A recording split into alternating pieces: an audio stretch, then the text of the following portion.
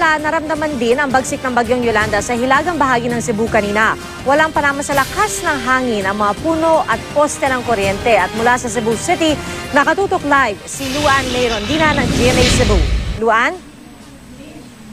Yes, Pia, hindi nakaligtas ang Cebu sa pinsala na dulot ng bagyong Yolanda. Alas 5 pa lang ng madaling araw, nakaharang na ang malaking punong ito sa Cebu Trans-Central Highway, Cebu City.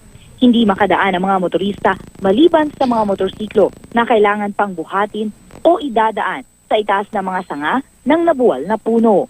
Nasira ng puno ang maliit na bahagi ng bahay ni Joanne P. Dabuco.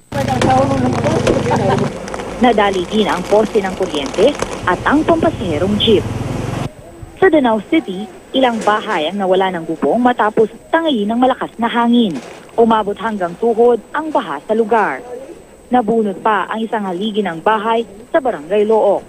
Ilang tindahan sa Barangay Sabang ang lumipad din ang mga bubong.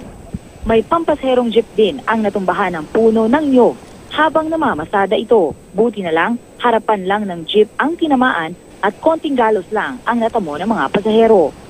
Sa bayan ng Compostela, mga puno ng saging at iba pang mga punong kahoy ang natumba. Samantala, puno ang Durano Memorial Elementary School ng mga evacuee. Ang iba, dumating sa evacuation center habang malakas na ang hangin kasama ang malakas na buhos ng ulan.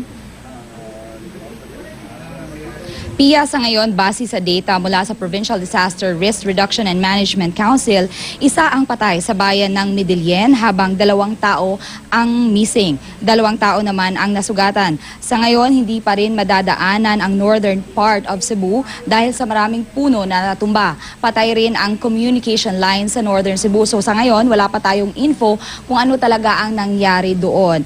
At dito naman sa Cebu City, 4 na barangay pa lang ang na-restore yung supply ng kuryente. Pia? Maraming salamat, Luan Mayrondina ng GMA Cebu.